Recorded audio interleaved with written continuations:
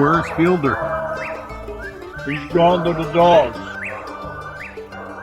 Welcome once again, friends, to the Gone to the Dogs podcast. Steve Fielder here with you, having just returned from my annual trip to Autumn Oaks in Richmond, Indiana.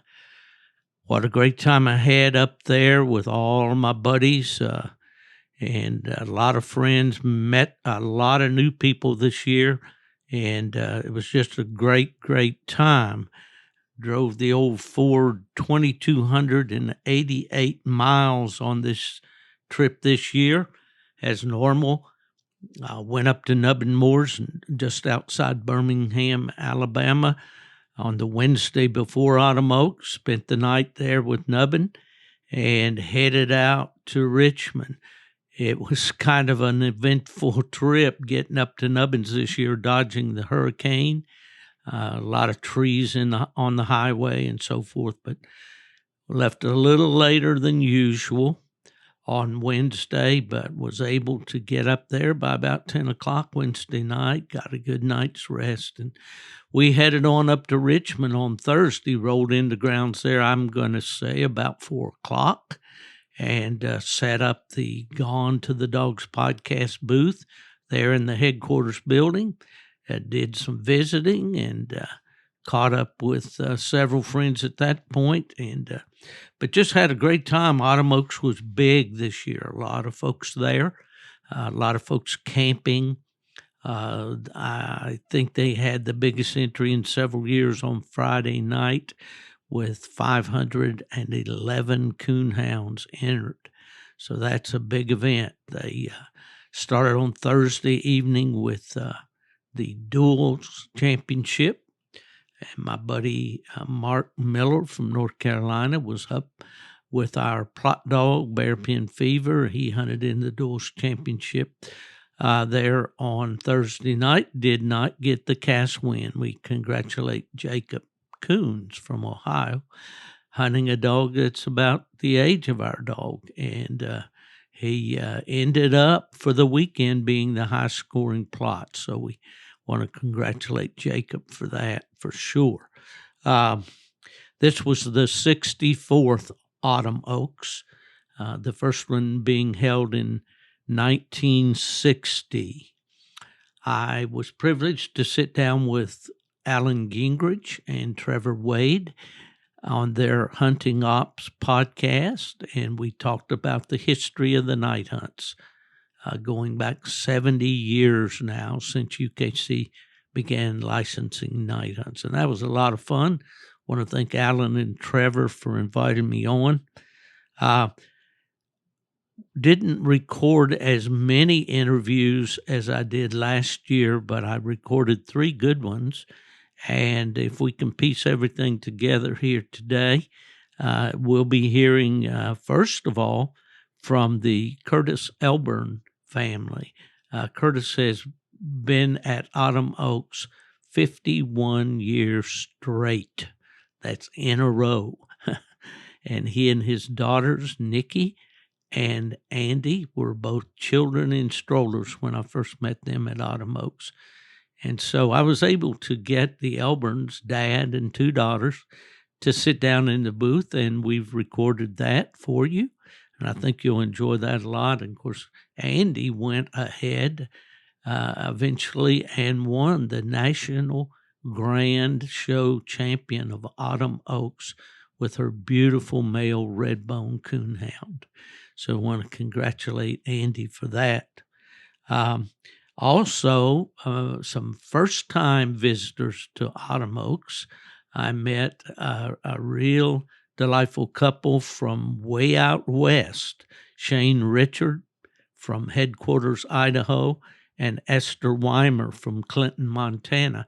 They're big game hunters and hunt with wipeout-bred treeing walker dogs.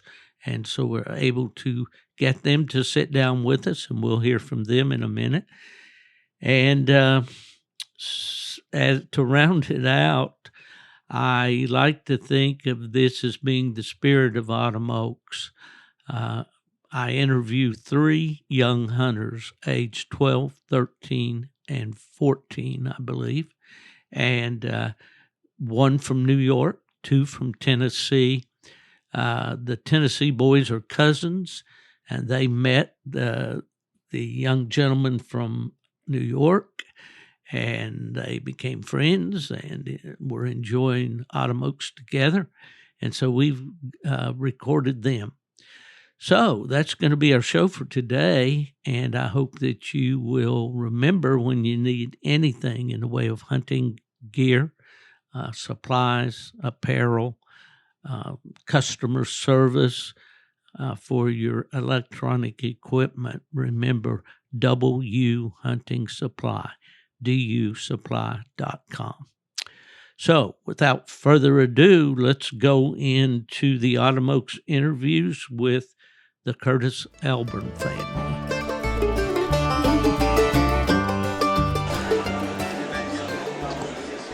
Steve Fielder here with the Gone to the Dogs podcast. What a great time we're having at Autumn Oaks, the event where history's made.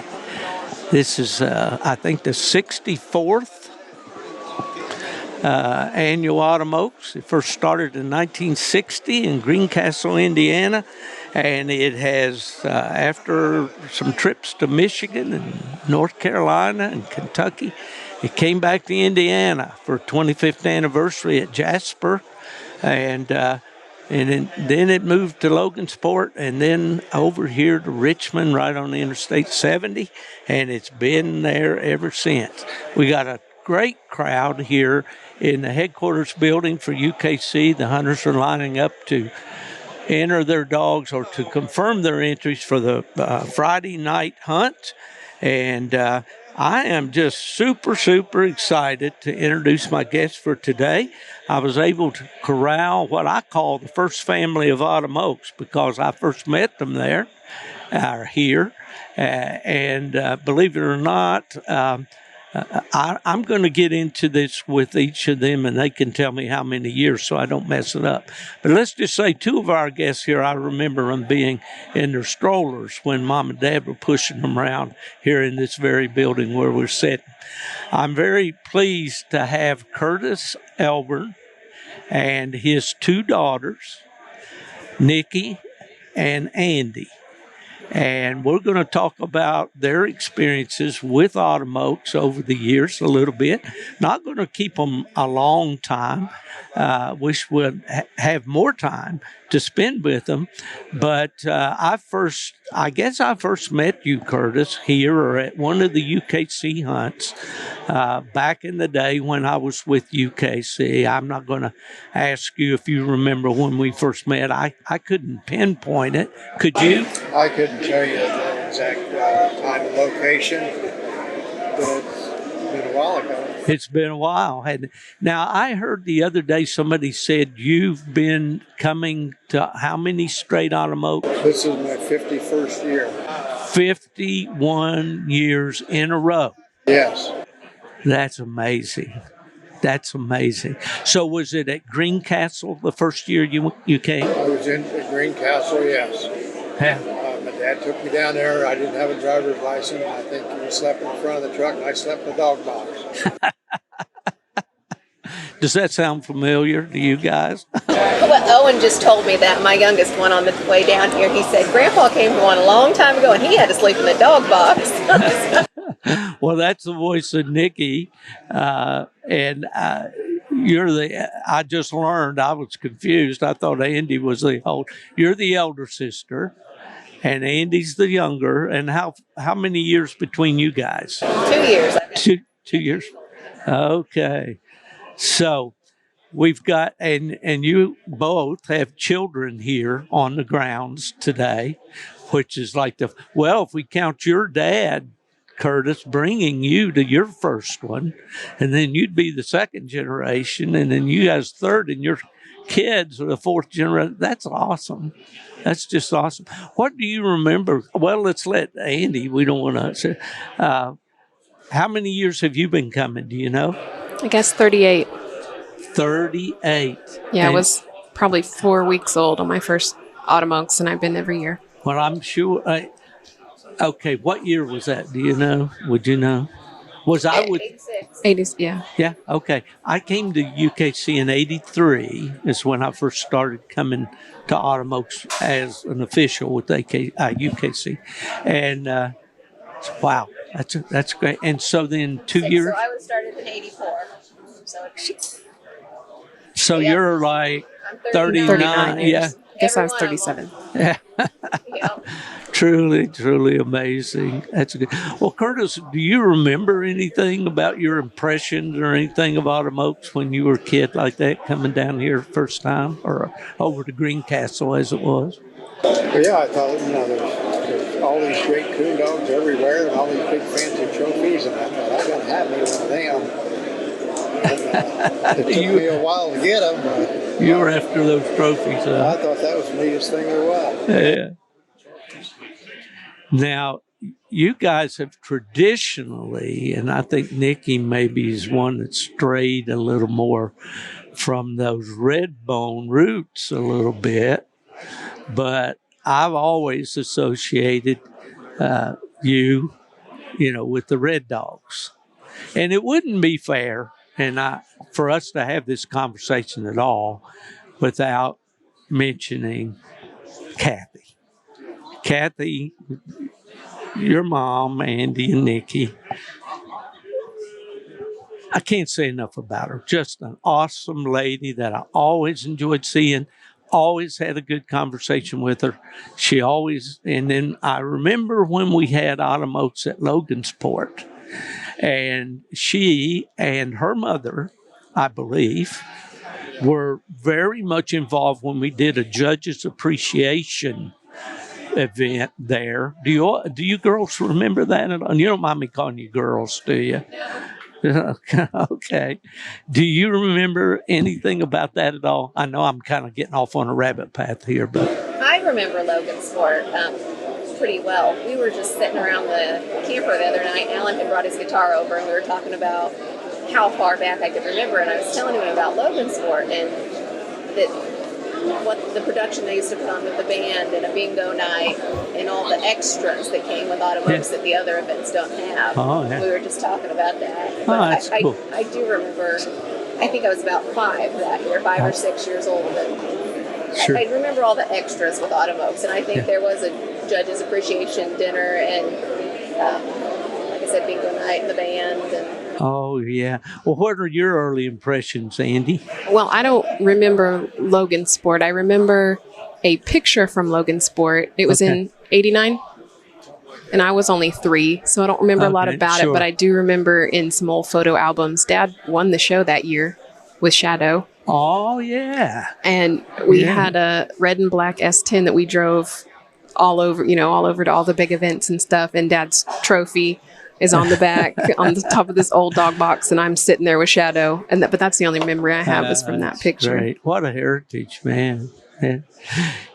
Curtis, I'm sure this gives you a lot of pleasure. As much as you've enjoyed coonhounds and hunting and all, I'm sure that you hunted with your dad, did you, when you were young? And that's how you got started? Yes, he introduced me to coons. And then to see your girls both get into it the way they have, and I'm sure that's coon gratifying. hunting was a good thing to keep me out of trouble, and I guess it worked because it's been going good all these years. Right. Well, my association with coon hunting on the big stage, so to speak, started with UKC. I was a UKC guy. I did end up working for other registries, but I talked to Alan Gingrich this morning. I said, UKC's always been my registry, and my dad was like that at one time. Another registry wrote to him and wanted to get his pedigrees and all because they were trying to build up a stud file on plots. And he wrote him back a little letter and said, I am not interested. UKC is my registry. So it kind of, they say the apple doesn't fall far from the tree, but certainly in your case, they did. Did you see, there's so many things I want to ask you guys. Before I get into that, you said with your dad winning with Shadow was the first big thing. What's the first thing or farthest back memory that you have? I would say Logan Sport that year is really stands out in my mind. And you announced the bench show back then. Oh, Yep. yeah. And a lot of our friends that are still here, Mike Seats, Dad, Lee Kearns, some of the guys that are showing this weekend, they were in it, in the show there, in the overall. And I remember just like playing under the bleachers as a 5-year-old kid. And you always made it sound very exciting, like it was a big deal, you know? It was for me. I mean, you always made it sound like a big deal when you announced the bench shows. And when it moved here, I always remember just listening to. Well, that makes an old man feel good. I appreciate that, Nikki. Yeah. Well, there's always been a lot of fanfare with Autumn Oaks and the people, you know, and I see so many people, and over the years I've met so many. You know, it's hard. You want to spend a lot of time with each one, but you can't, you know. But I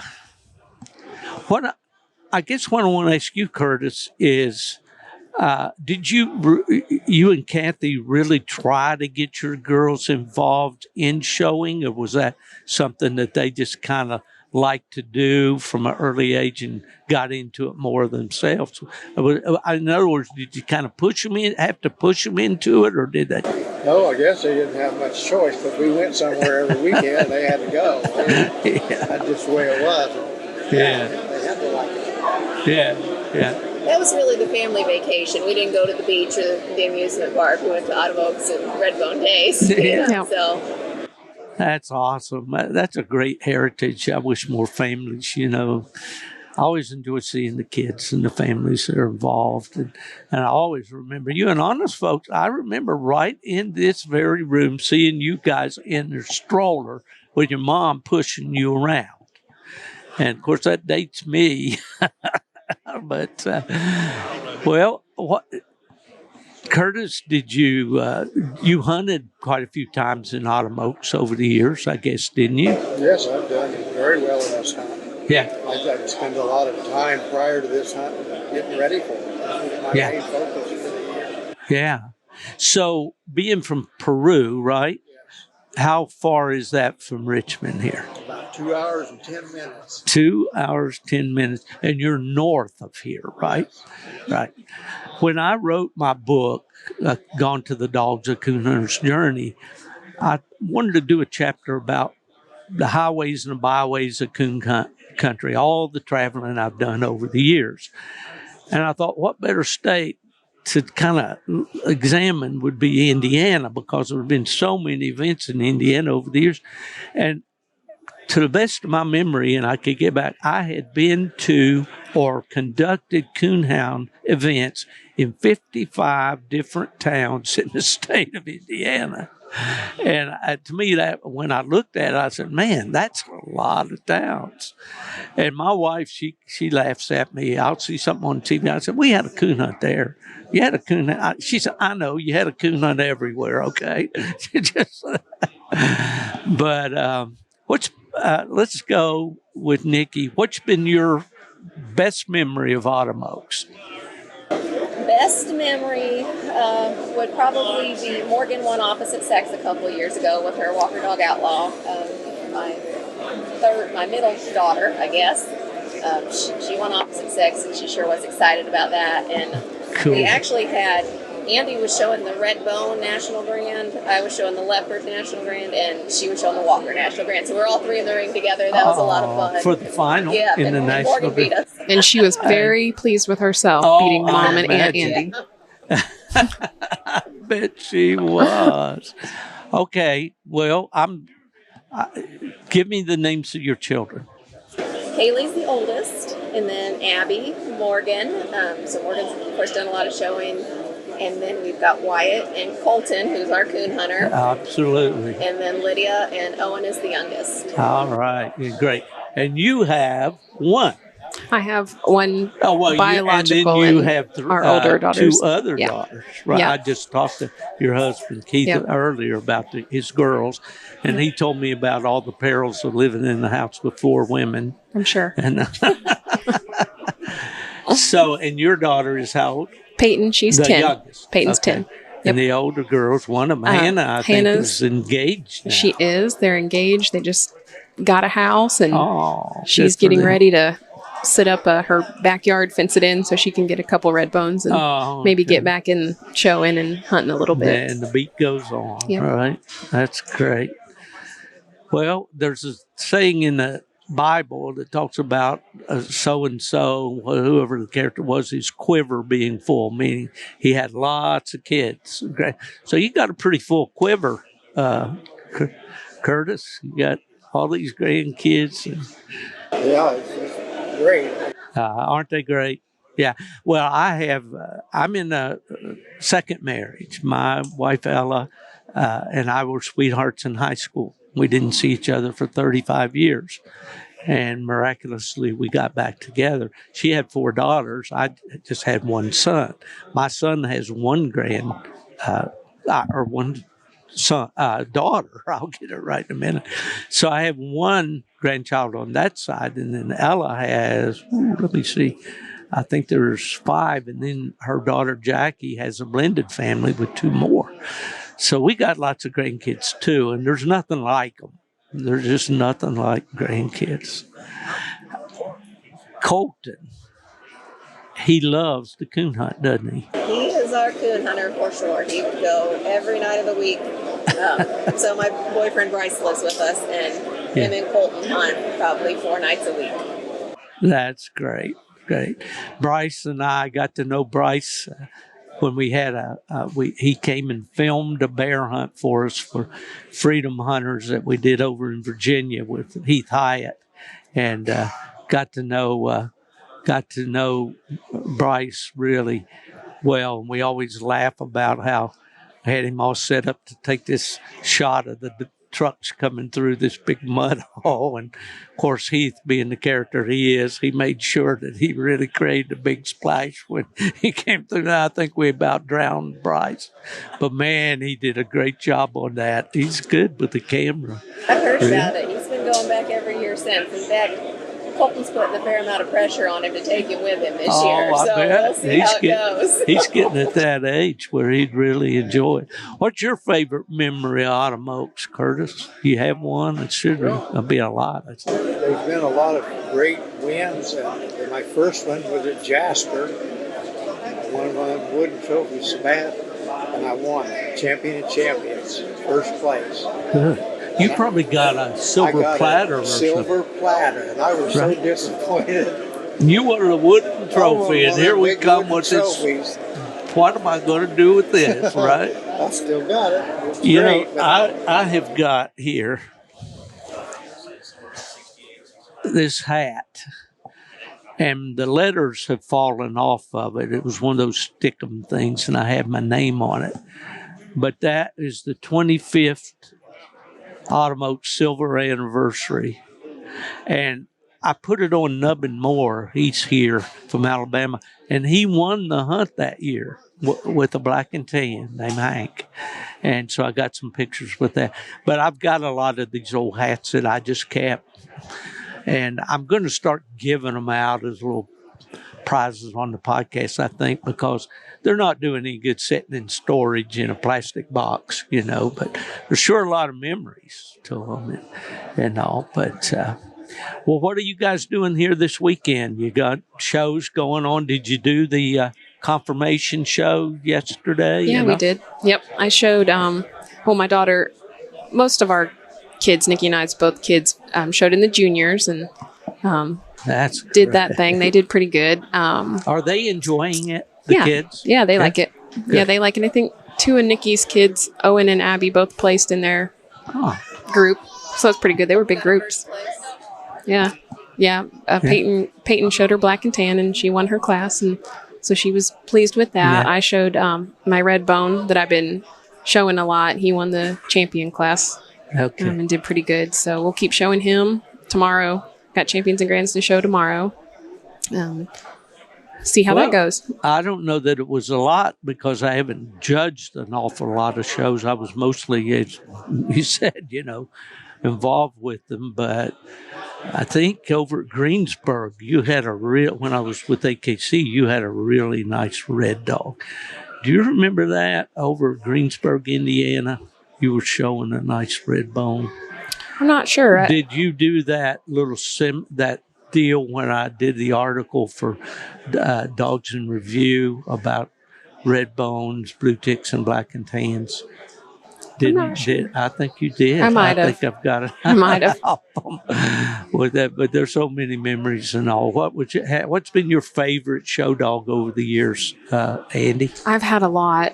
The first time I showed a dog, got showing, Dad had he had raised a litter and kept this one female, and he was working with her, getting ready for Autumn Oaks actually, and they just didn't get along. She was kind of a soft-hearted dog, and they didn't mix. And he was getting her ready, and she wasn't cooperating with him, and she didn't want to have nothing to do with him. And I think she got away from him. And he said, he told Mom, I don't want her anymore. Just let's sell her. She's not the right fit for me.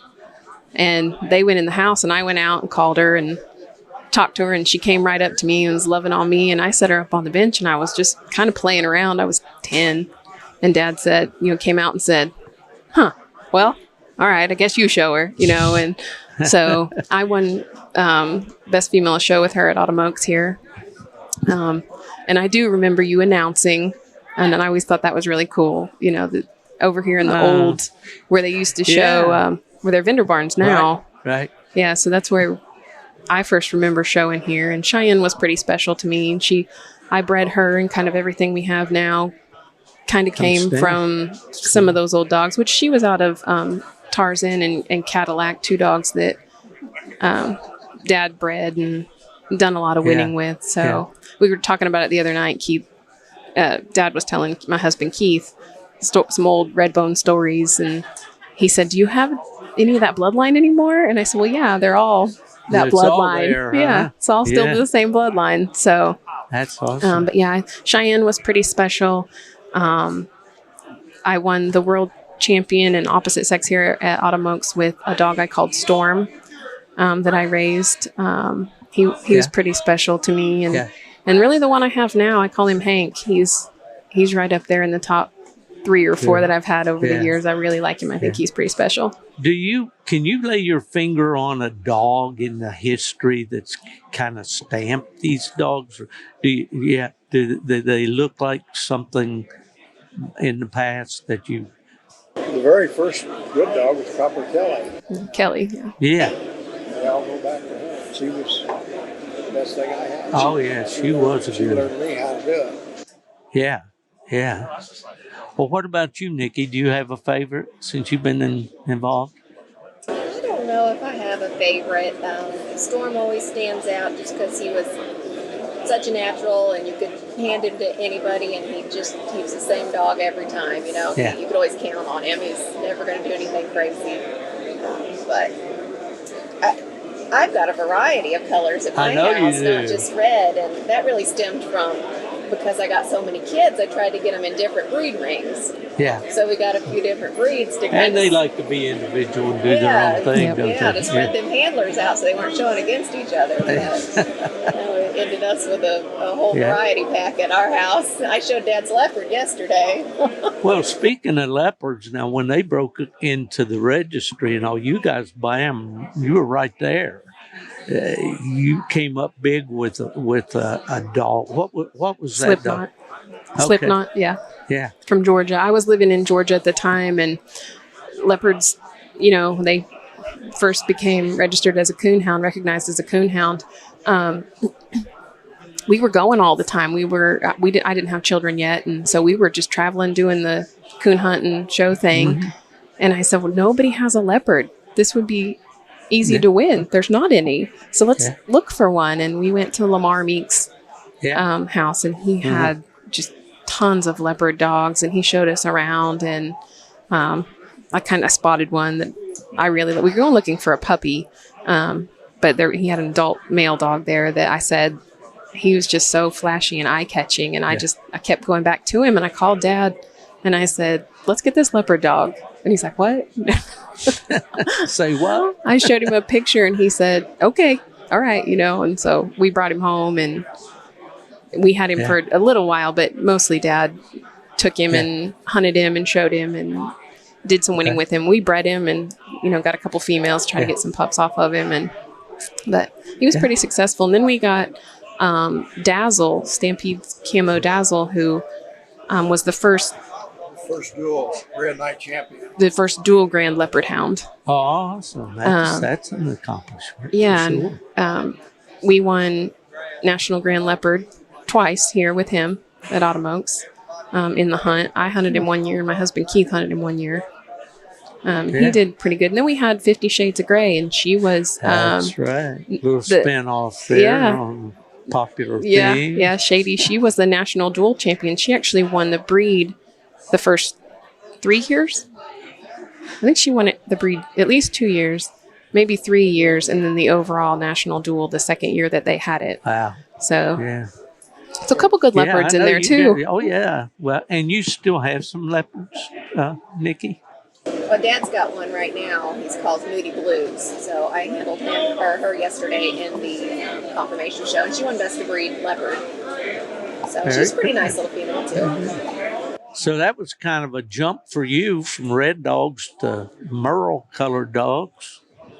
Yeah, they're a pretty unique dog. They're different, kind of special. And we come up with a lot of first in the leopard breed that we use now.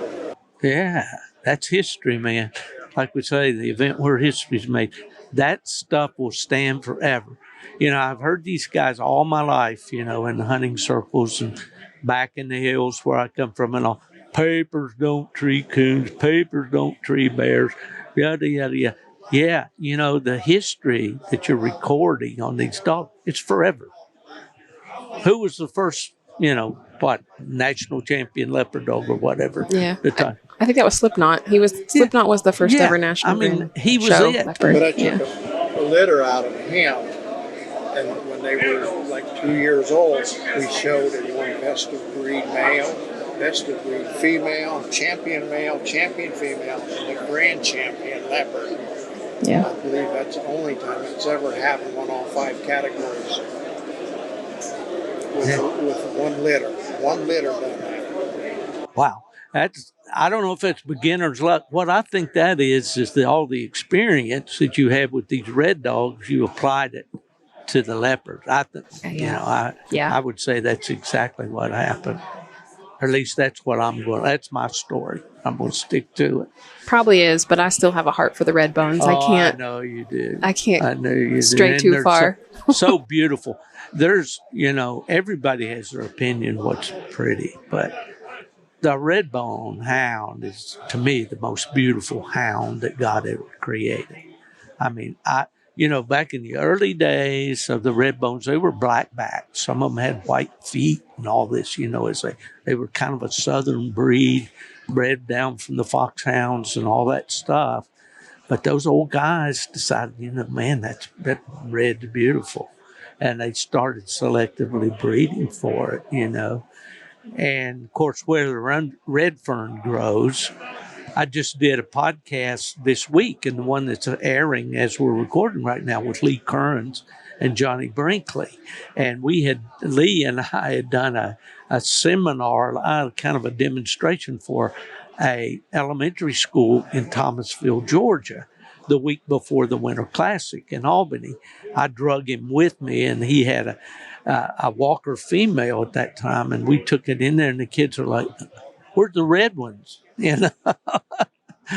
And so many kids all over down through the years, teachers would call me to UKC and say, "We're reading Where the Red Fern Grows, and we want to know where some of these dogs are so we can have them come in and the kids can see them." So the Redbone's been the ambassador and been the reason that a lot of kids got involved in coon hunting. Have your kids read it at all? They are, yes. So 4th grade at our school, that's one of the books they do. Awesome. And when I had Storm up here, when the girls were little in 4th grade, I took him in and we did a demonstration a couple of years when they were doing their chapter on where the red fern grows. That's great. That's great.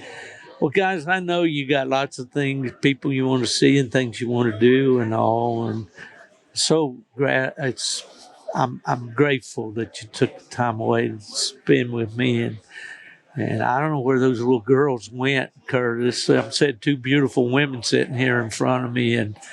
But I'm proud to have known your family and you guys as friends. And I don't know how many more years I got of this to do, but I'm going to enjoy every one of them. And part of it's going to be seeing you guys at Autumn Oaks every year and on Facebook and everywhere else. You have gotten some unusual hobbies, and I can't let you get away. I knew you were into the longhorn cattle, okay? And then the other day, I was talking to Fred Moran, the Redbone man. He tells me you're up in Pennsylvania hunting rattlesnakes. Now, what's all this about? Well, I got into the longhorns, and from breeding the dogs, I got pretty good at breeding the longhorn. I won 42 longhorn world championships. They just measure the horns in like 15 years. 42? 42. And we measure again in October. I got 5 entries. So then we was going to these longhorn events in Oklahoma and Texas, and they have these rattlesnake events. So I thought, that's got to be pretty exciting. So we started going to them, and then we go around and do the rattlesnake hunting. You can come to Florida, and I'd invite you to take them all back, because we got plenty of them. It's a fair exchange. They get you or you get them. There was a book one time written called The Most Dangerous Game, and it was about hunting man. This guy goes, I believe it was on an island or whatever, and he goes there on a hunting trip, but as the thing goes along, he finds out that he's going to be the hunted, So that's kind of like what you're saying with the snakes, I guess. I never met a snake that I really liked. My wife we have black snakes around the house, and they're good because they kill poisonous snakes and rodents and all. And she just freaks when she sees one. I see a couple of your kids here. They're wondering what you guys are doing. Let's get on with it. They wandered up here. They found us. They're probably ready for lunch. Yeah. Anything you want to add? Anybody? I don't think so. This is my favorite event, and I'm glad we got to catch up. Absolutely. It's the one I look forward to every year. Yeah. And we got big plans next year, Steve, so we're hoping to see you here. Oh, well, okay. We got some events in the works for next year. Ooh, sounds good. Well, Lord willing, my buddy Nubbin Moore lives in Alabama. And I tell him the only reason that he and I are still friends is he's a good stopover spot and a free bed and breakfast when I come up on these long trips. But we've been doing that for a good long while. As long as we're able, I guess we'll be here. But well, have a great day, guys. I appreciate so much y'all coming on with me. All right, thanks, Steve. All right, the Curtis Elburn family. Well, welcome back again, folks, to the mobile podcast here from Autumn Oaks in Richmond, Indiana. We're on day number 3, Saturday morning. As I'm sitting here in the UKC headquarters building, I'm looking at the giant screen that's displaying the names of the Grand 16, the Grand Night champions that hunted last night. And these 16 dogs will be going to the woods tonight in forecasts, with those forecast winners then coming back late to hunt in a final 4 to determine the National Grand Night Champion of Autumn Oaks. The high-scoring dog of each of the 7 breeds will be named the National Breed Champion of Autumn Oaks. So It's a big time right now in the headquarters building. It's kind of quiet because most of the people are in the next building over at the show. The Autumn Oaks show is a big deal for coonhound bench show enthusiasts, and they're doing their thing in the rings over there and all. But it's a beautiful day here in Richmond, Indiana, just typical Midwestern, just getting on the cusp of fall. In a little bit, we'll start seeing the temperatures drop a little more, and we'll be into that time of year that every hunter dreams of, and that's hunting season. Yesterday, I had as my guest what I like to refer to as the first family of Autumn Oaks, the Curtis Elburn family. Curtis has been to 51 Autumn Oaks in a row, and his daughters were virtually raised here at Autumn Oaks. Remember them when they were just in strollers, their mother pushing them around the grounds. And Nikki and Andi, they each have a 38 and 40 year straight visits to Autumn Oaks. So that was a great interview, a great time to spend with them.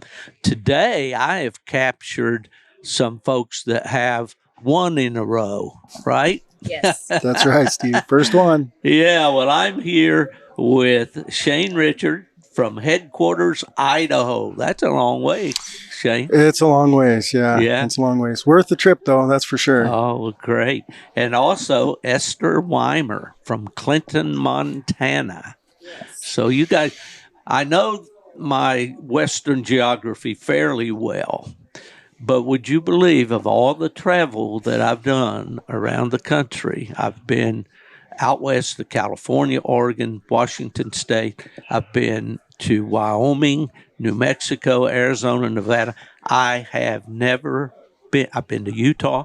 I've never been to either Idaho or Montana. Wow. Well, you're gonna have to come out. Really? Well, listen, you guys, I know from our prior conversations that you're not coon hunters per se.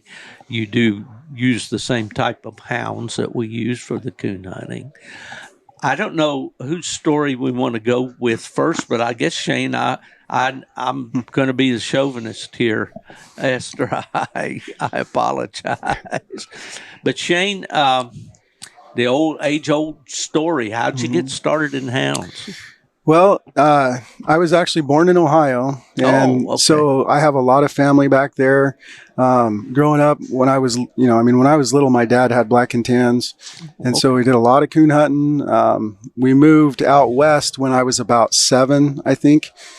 And when I moved out there, there was a lot of people that hunted bear with hounds and mountain lions, and so it was just a natural transition. So I've had hounds ever since I was little. I mean, I've had hounds for 35 years. And it's just, you know how it is. It's just a part of your life. It's just what you do. But I've got walker dogs. We've got both her and I, we run those wipeout dogs out there on the bears and lions. Found out they've done really well. But coming to Autumn Oaks, my dad, he told stories about coming here back in the 80s. That's when he was doing a lot of hunting stuff with the black and tans. And so, just always wanted to come and be here. So, well, great. And experience it. Well, what about you, Esther? What's your background in hound dogs? So my background in hound dogs, so my dad used to run beagles in Bellingham, Washington. Okay. And so he had beagles and he had a lot of walkers and a lot of black and tans and lots. And so I just remember as a little kid, my mom has a bunch of pictures of me and my sister and all with the beagle dogs. And then I remember going bear hunting with my dad. So I remember anywhere from running beagles on, the old tracks, oh my gosh, just story after story of running the beagles. And then my dad, when he would get with his buddies, we'd go out and go bear hunting. Yeah. And, 3 to 5 years old, I was out there with my dad treeing, the big dogs on bear. And there's so many pictures of me just sitting on the dog box holding the jaws open of the bear and just sitting there. And so, those big old, red wagons that we used to have back in the days hauling the puppies around. Those three. Yeah, the three. Coaster wagons or whatever what were they? American Flyer or something like that. Yeah. And just hauling puppies around. And I don't ever remember a time until I was probably like in my like late teens, and my dad never had under 20 dogs. And so when Washington kind of quit bear hunting, so he moved to Idaho and grew up on 120 acres out on the Dorshack Reservoir out of headquarters. And we were just out there, and we had dogs, and me and my sister, I mean, almost on a daily basis. We grew up on 120 acres, like I said, 2-acre garden, and we lived off the land. We went to town once a year, and we literally ran dogs like every day. So we trained dogs. So it's safe to say you're a country girl. Yes. Oh, and she's not even explaining it. Like, she's not making you understand. When she says she lived out away from town, she was 20 miles from the nearest power pole. I mean, that's how far she was out. They got power from a generator in the creek, you know? So you were off the grid always, huh? Yes, yeah. So yeah, that's awesome. Yeah, and so just grew up, you know, living off the land and having dogs, and like having my dad's background of, you know, the love for his hounds. But my dad, that was his nice thing, is we would always go hound hunting together. Like I was not a house person. I hung out with my mom a little bit, but we would go out and we would tree bear, cougar, bobcat, and all my memories were with my dad, and he would teach me everything, you know, about the dogs. And he, I mean, anywhere from a cold track to a hot track, and just having the dogs work and going and like walking with the dogs and learning and getting close to the tree and being like, oh, just step back a little bit, let the dogs work on that tree a little bit. You don't want the cat to jump out. I mean, so he taught me so much. And then when I was 18, I moved to Montana. And so I lived in Montana and had 2 beautiful kids. And then as soon as my daughter hit about 2 years old, I got back into the walker dogs.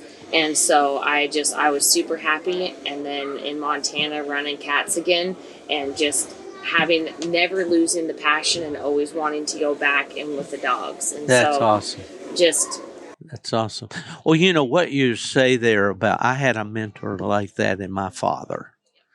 And he was, you know, I was his shadow. I was the oldest of 2 boys. My brother's 8 years younger than I. And my brother liked to hunt and all, but he was not really obsessed with it like I was. And, but I was with my dad always, you know, and there was gardening to do on Saturday mornings and things like that. And then we could go fishing, and then when it got dark, we went coon hunting. And then he became addicted to bear hunting in West Virginia. We didn't have any cat. Well, we may have had a few bobcats, but nobody hunted them because of so many rocks and all. You could hardly ever tree one. But that was it, you know. And he was a teacher. He was always, Steve, do this, you know, you need to do this, you need to do that. But he just liked to show me things. And I get frustrated with parents nowadays that are not teaching their kids anything. There's a joke going around, we're going to start a revolution. Kid, you can't even start a lawnmower, you know. Well, I don't want to be too hard on those folks, but, you know, I grew up like you. My dad showing me things, showing me how to do it. And I wanted to know how to do things. Yeah, we talked in a podcast that's airing this week with a couple of my older buddies, and they talked about plowing behind a mule when they were little. Now, these guys one of them is 90 years old and the other is 84. And I said, I was always envious of my cousins in Tennessee because when they were young, they learned how to do that. The uncles or neighbors showed them how to plow with a mule. I never got to do that. And man, I felt like when they would talk about that, I felt, man, so frustrated that, you know, I want to learn that stuff. So I get it. It's what I'm trying to say, Esther, is I get it, what you're saying about that. Well, so how did you guys, the relationship come together? You guys hunt together, right? Yeah, well, like you said, she lived about 20 miles from where I do. And I live right at the end of the road. So headquarters, Idaho, that's where I live. It's a potlatch company town. So they own over 750,000 acres of timber company right around in northern Idaho up there. And so the headquarters, it used to be, there's 6 houses there now. But it used to be a big town. So it used to be, I mean, I guess it would be similar to, you're talking about a coal town, right? So they had the store, gas stations. Yeah. They had their own dairy. They had swimming pools. They had a huge a huge like hall building where they put Like on a like grain productions hall or and stuff. something. Huge. Yeah. But anyways, so I always knew her family and stuff like that. But we just kind of reconnected just here a few years ago. When she decided to get back into hounds, the bloodlines that were around the area, that's what she wanted to get again. She had, like the stuff that her dad had, and then she had some really nice dogs that were out of that same bloodline. So she just wanted to get back into it, get those same bloodlines. And that's what I had all along. So the dogs that we have go back to, registered dogs that were brought into the area back in the 70s. Okay. So some of those old time dogs. And then I had brought out some of the wipeout stuff. I just got really lucky and found some of that worked super good. So that's how we reconnected a couple years ago. And then we just been spending more time together and just doing a lot more hunting together. And that's awesome. That's great. Yeah. Well, I'm reminded of the name. Does this ring a bell with you? Raymond Mears, Walkers in Oregon years ago.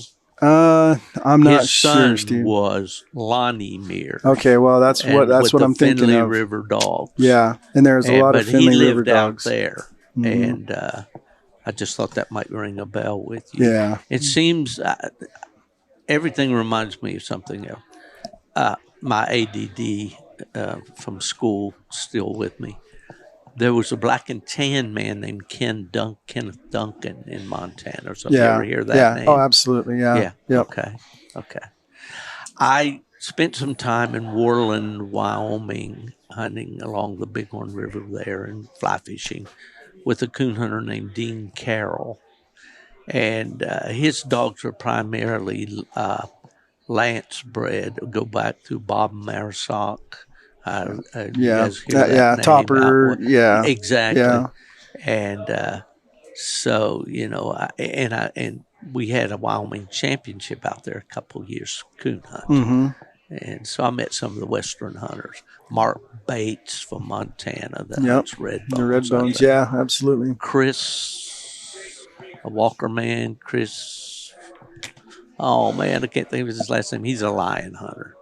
So, but that whole deal out there in the West, of course, I love going to the West. It's so big, it's so enormous, it's so beautiful. But you got a lot of things that you can chase with hounds out there.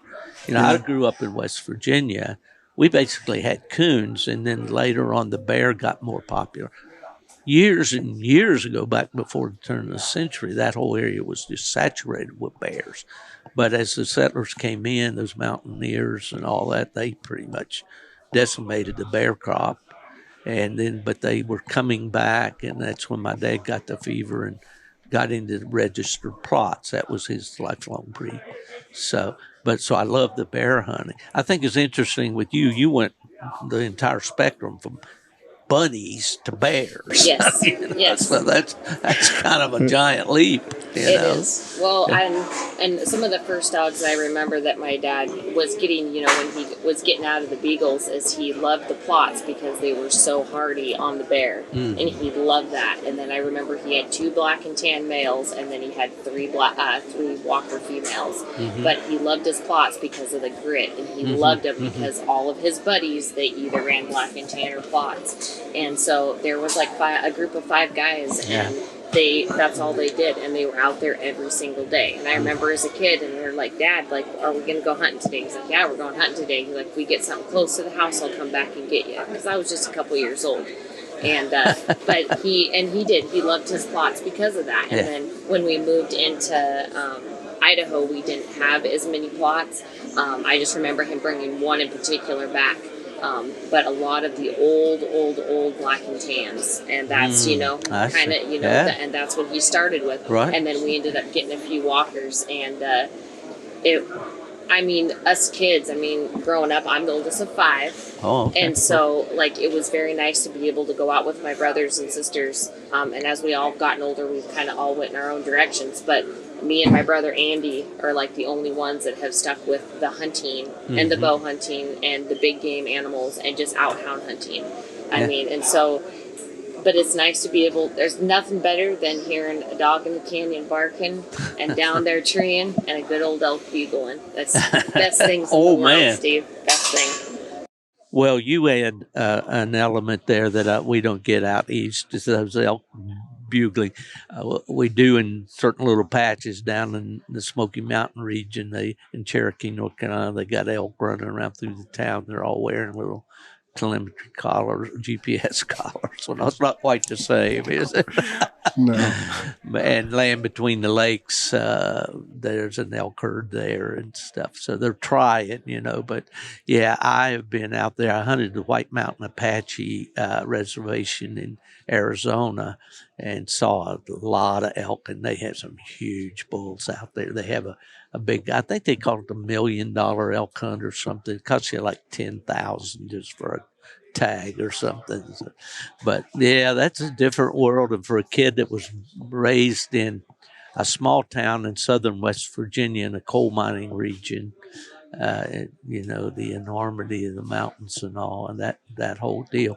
Well, what's the legislative picture like out your way right now? I know over the years, I remember when Oregon lost, the bear hunting and all, California. It seems like the dominoes really fell fairly rapidly out there and all. But I hear that Idaho's a pretty pro-hunting state. Yeah. She can speak to Montana because they've opened up some bear hunting and stuff, which is pretty good. Cat hunting opened up too, or lion hunting with hounds, right? Yes. Just within the. So I think it's only been 2 years that we've had bear. That we've been able to run bear only in the spring. The Hound Hunters Association was able to pass it, so we can hunt bear in the spring now. You can actually take them? Mm-hmm. Yes, we can actually take them. No fall hunting with dogs at all. But we've always been able to run cats. So, bobcat and cougar, we've always been able to do that. But the bear season in the spring has just opened in the last couple of years, so now we can take the dogs out and really, run, dogs on bear. So a lot of guys, though, are still super leery on running because they've only ever been cat dogs. And so now we're getting some other people coming from different states, though, that are hunting Montana bear that are used to it, like in Idaho, different states. But they don't want their dogs to deviate, from the cat hunting as much. And it's a little bit, it's different. But they have always ran bear in different states, but never in Montana.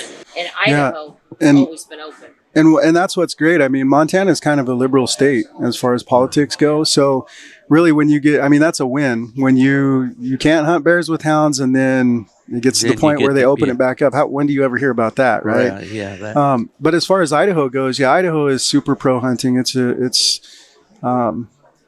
That's just everybody hunts. I mean, even a lot of the legislature and a lot of the politicians there. I mean, they're just, Idaho is one of those states I love to live there, just because you don't have to worry about a lot of that kind of stuff. It's a lot of good hunting, and the whole state is the same way. Okay, well, a question comes to me now. In the fall coming up, which things are September, you're getting into the elk season and all that kind of stuff. Yes. What do you just kind of put the hounds on hold during all that, or what? No. So you can't run bear. No, you can in Idaho. In Idaho you can. We have basically 2 weeks of vacation. She's coming over the middle of September. So in the unit I live, over there in Idaho, season opens the 15th and it runs to October 9th for hounds kill season. That runs concurrent with bow season. So we both bow hunt. So what we do is we're going to bear hunt during the day in the morning, get out early because sometimes it's still pretty hot, And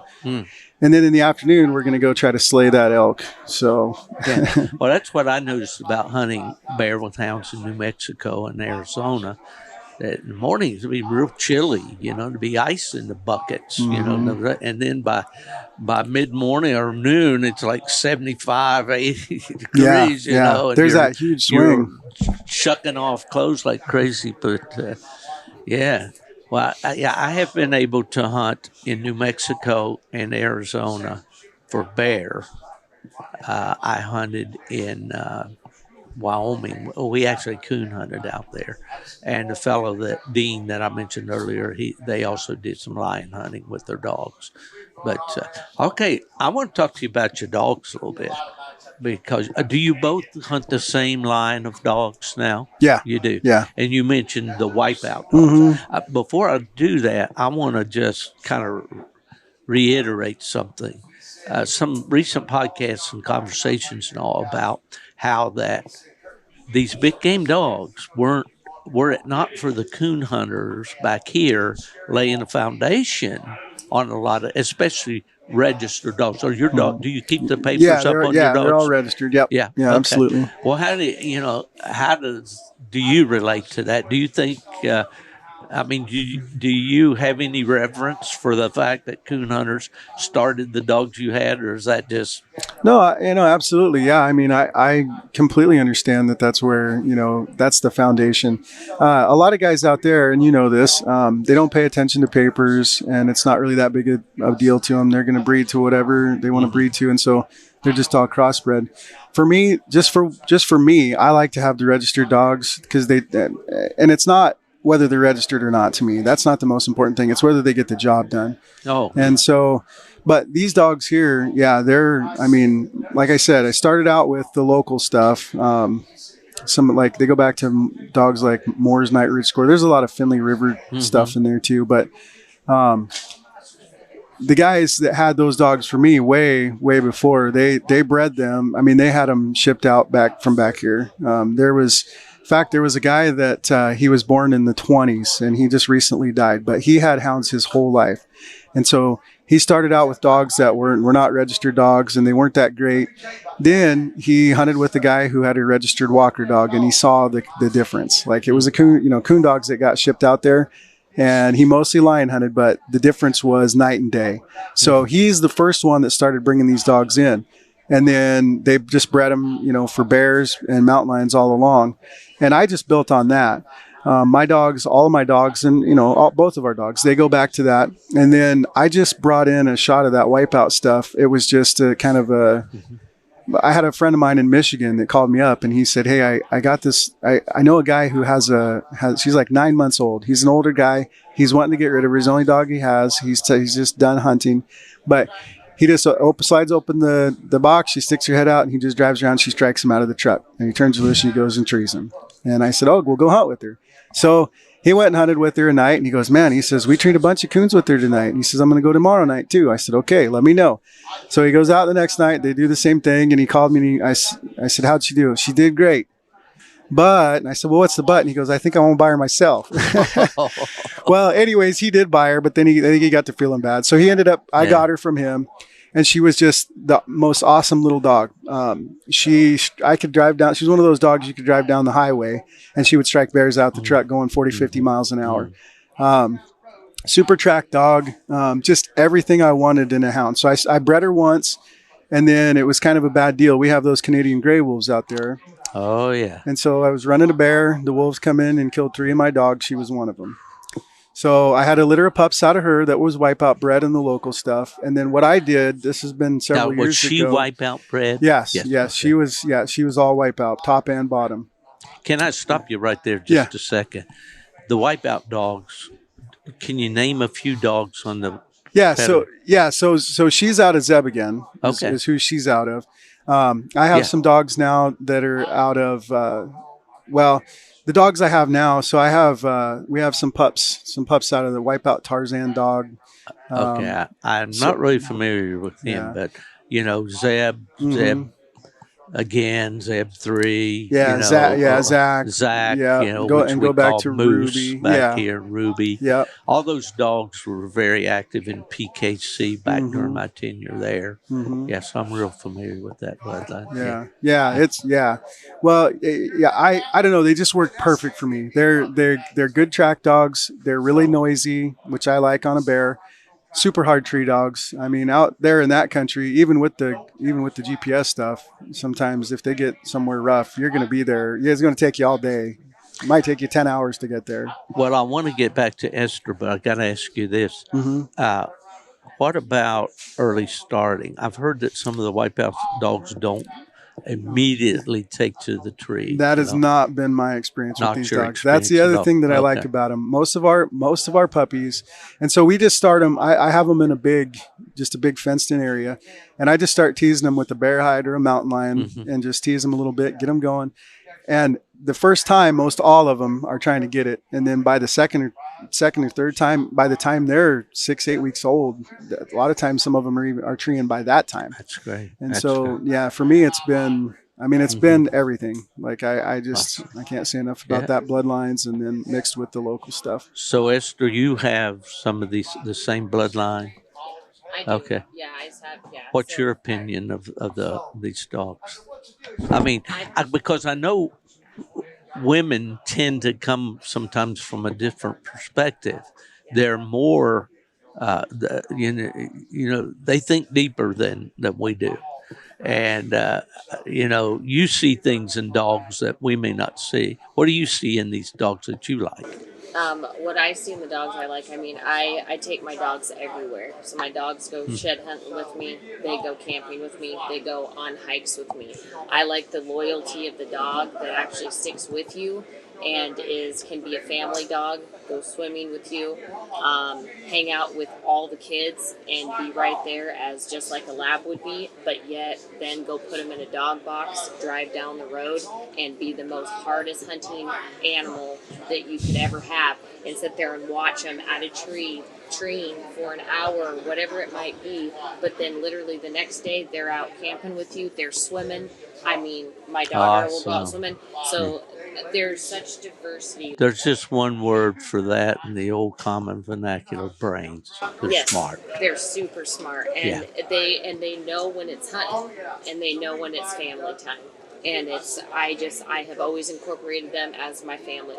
They're my family. And I think in that it stems back from my dad too, because even though they were his working dogs, we always, from treeing our barn cats to, getting out there and treeing, coons or whatever that was trying to kill our chickens, to going out and running bobcat. But then at the end of the day, all of us 5 kids, we were always with the dogs. So they learned to go swimming with us. They learned to be there. They jumped on the four-wheelers What a great and go life. ride with us. I mean, really, you wish that every kid in America could experience this, and that's what you saying all these things. What makes it so important to me and to most the people that really care about this sport is that we get the kids involved in it, but they don't grow up in the environment you did. They grow up in the city.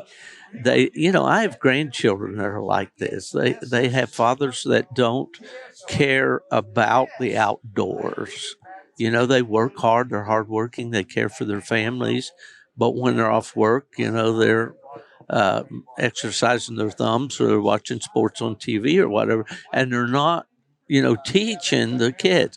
And then the kids tend to push back a little bit because, it's out of their comfort zone when you try to take them out and show them how to do things and all. And I'm not picking on I have, my wife is my second wife, and I'm her second husband. But these grandkids are great, and we love them dearly. But I just wish I could do more to introduce them to the things that I grew up doing.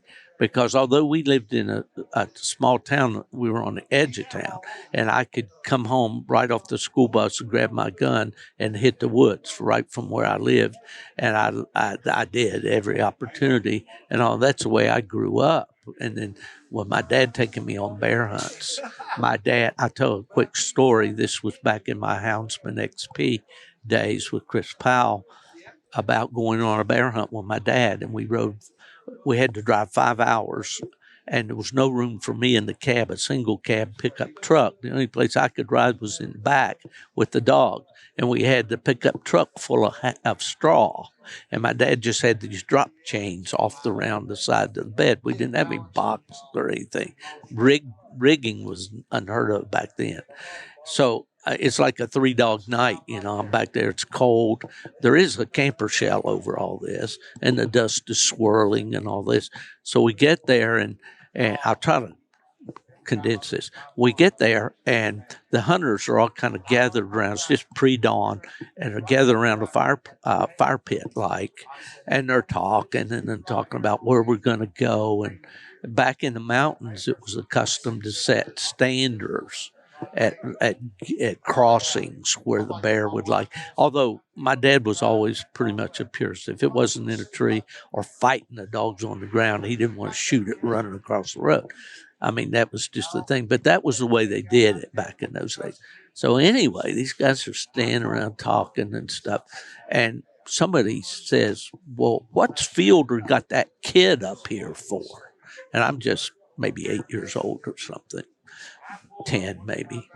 My dad is short in stature, tough as iron. He was a pipe fitter. He, walked the high steel with a block and tackle on his shoulder and all this. I mean, totally fearless, could climb anything with bark on it. But he just kind of steps out into the circle of that fire and he says, that's my son. Where I go, he goes, okay?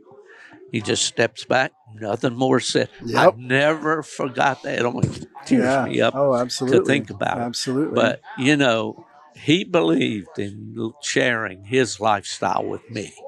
And I just want to share what I've learned with as many people as I guess that's why old guys have so many stories like me, because you want to share those experiences because they're so important. It's been my life. So, but I definitely envy you growing up in the country like that. That's because I would go to my grandma's farm in Tennessee. We'd be there for a couple of weeks, and I was like, they would just turn us loose, and it was in the country. And there was a river there, a creek where we could swim and we could fish and we could hunt if it was fall and do everything like that. Our parents just basically, have fun. Yeah, be back before dark. But, well, that's great, man. So let's hear about what you got now for dogs and what they're doing and all. How many dogs do you run? Well, so between the two of us, we have, we've got 12 right now. So she's got basically 2 older dogs. Actually, her plot's a little older too. But I got 4 old dogs and she's got 3. Actually, we just had a litter of pups, so we just added to them. And I have a few younger dogs I'm running. A couple, over the litters I've had over the last couple years. But I sold a lot. I sold quite a few dogs last year. So anyways, my oldest dog, I always have a tendency to run young dogs anyways. Once a dog hits about 5 years old, I tend to sell it and then train something younger. But so my oldest dog right now, he's 6. And, but now, do you guys typically strike your tracks off a rig? I know with cats, probably not that way. You do it mostly. Well, I'm getting ahead of myself. On bear, mostly rigging. Yeah. Okay. So in Idaho, in the unit that we live in or that I live in, there's we couldn't bait there for years. I'm talking like 20 some years. They just actually opened it up. I think this is the 3rd year, maybe going on 4th. So what I've done and what most people have done is they've put out baits to kind of bring bears into areas, but we don't really run off the baits. We just put the dogs on the rig and then strike them that way. Mostly logging roads and things that you have. Yeah, all logging roads. Is there a lot of access in your country, or? It's kind of been. They've kind of put a little damper on it just a little bit in the last year. So it's all that Potlatch Timber Company land. And there are roads everywhere. But what they just did last year is they kind of clamped down on the motorized vehicle use. So most of the roads you're not supposed to drive a 4-wheeler on anymore. But all those years growing up, we went everywhere we wanted, and there is so many roads. I mean, they've logged the whole country several times. My experience back in the southern mountains was the old coal mining areas. So you had a lot of roads around the sides of the mountains. The old deal was they just came down and blasted down the side of the mountain, and the coal seam was there, and they drilled back in it, and they pushed everything else down over the mountain, made a heck of a mess. But there was a road going around a shelf, and typically we would just drive those roads and find where the bear had come off the bank, or whatever. A lot of ours was just visual back in those early days. And then if they weren't moving, we didn't find any tracks, and you coupled up the dogs and hit the mountain, and turn a strike dog loose or whatever. Yeah, I've been on a lot of those walks when I was a kid. I bet. Yeah. All of our stuff is, they got so many roads. They've logged everywhere.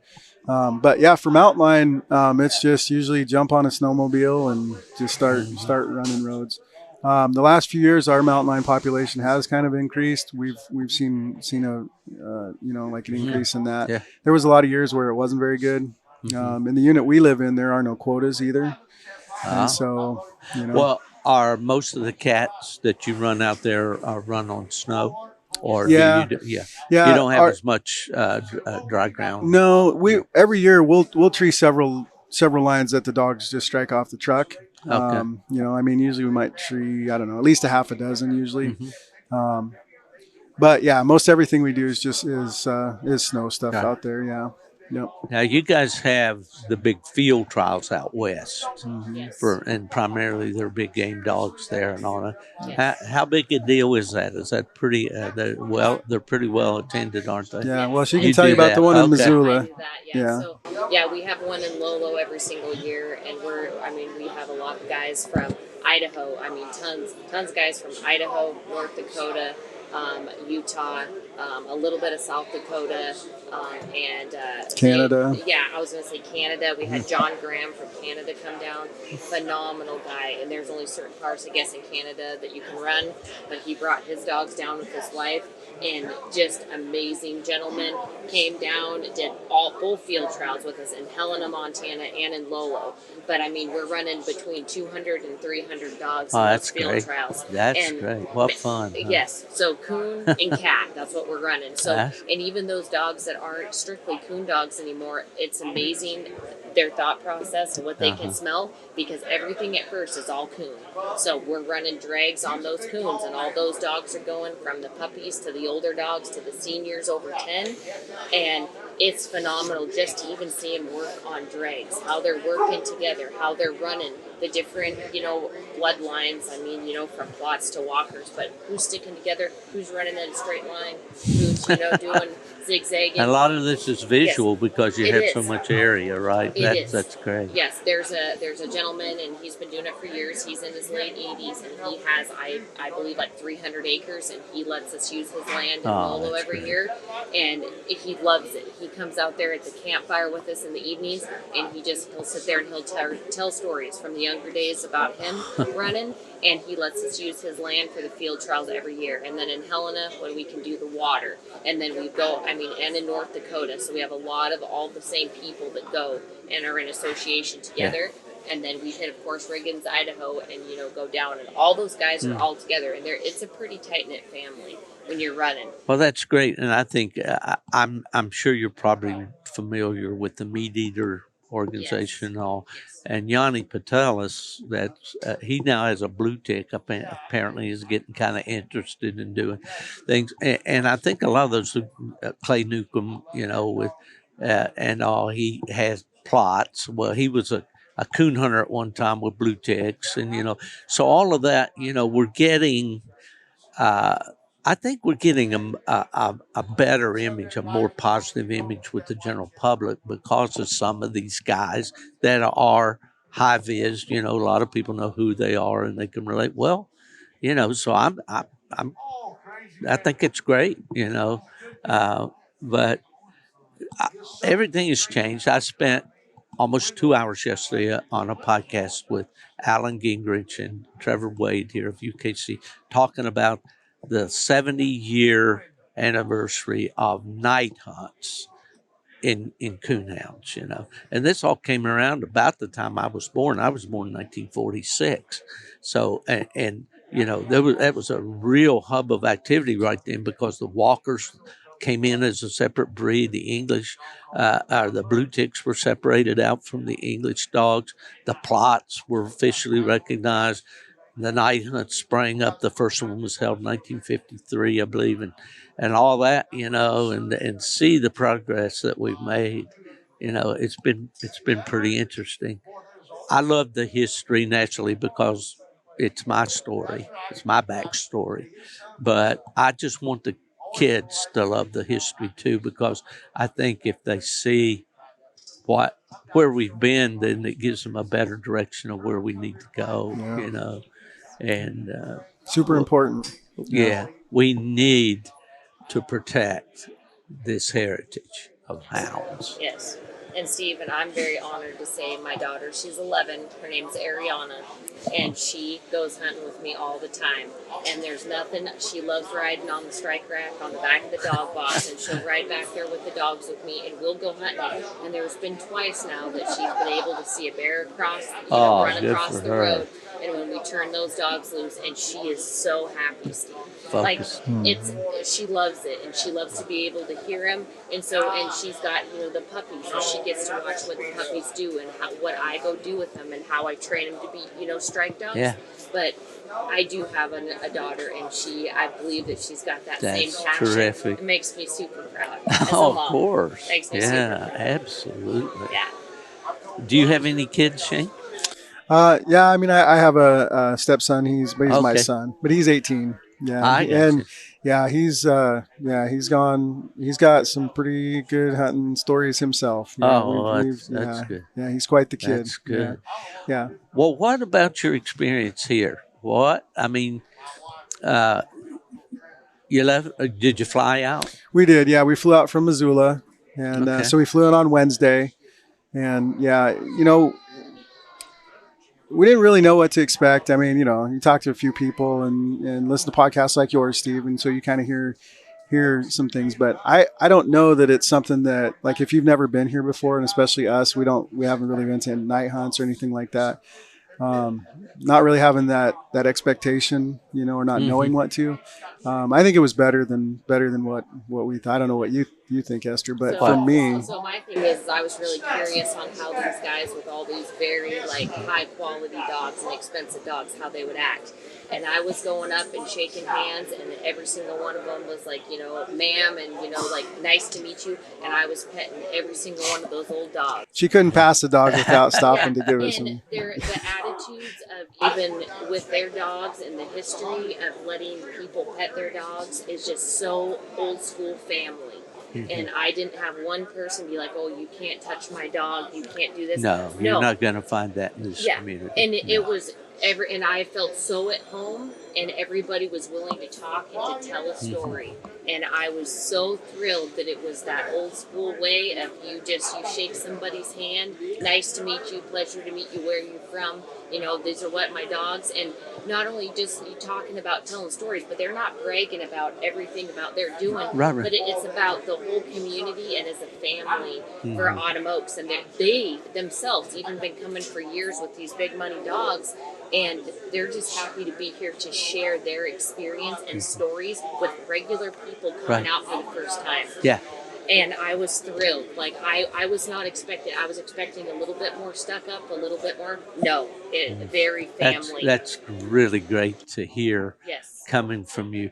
The real story of Autumn Oaks is out here under these trees and these campsites and all. As you wander around and you see the guys sitting in the camp chairs.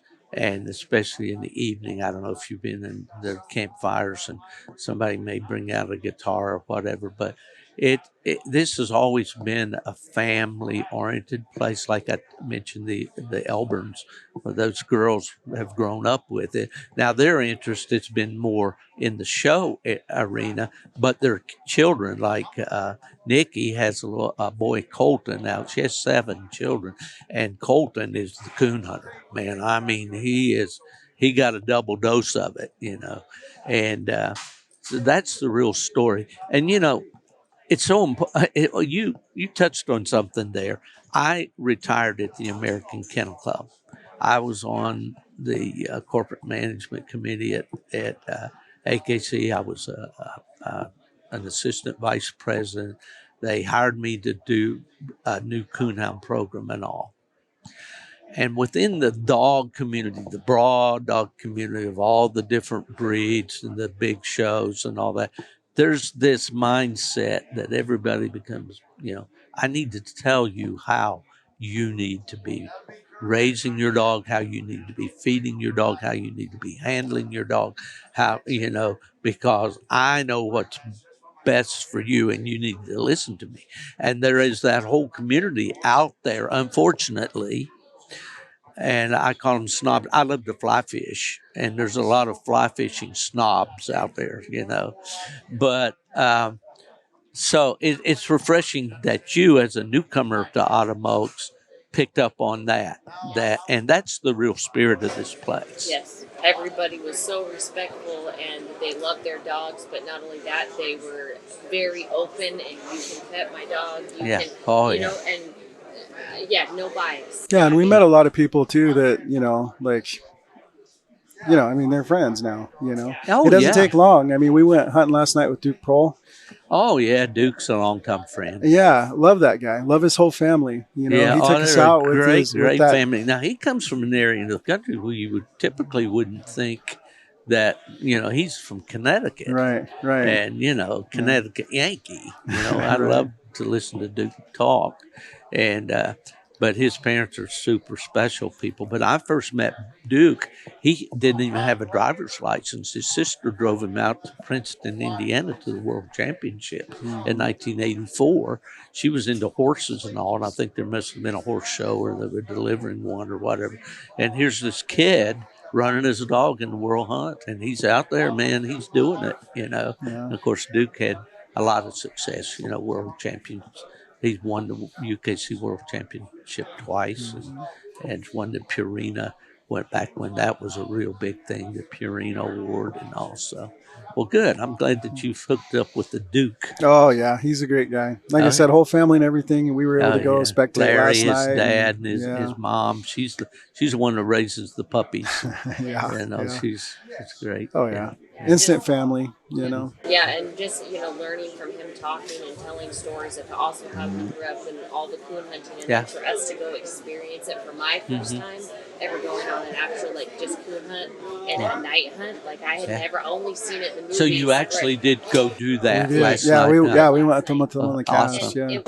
It was so phenomenal, but nothing better than hearing those dogs strike out, going, and then just watching them work, and then treeing, and then it just. Well, you're a hounds person. There's no denying it. You're the authentic deal, because the average guy is sitting there, what's the big deal about listening to dogs bark, My neighbor's dog barks.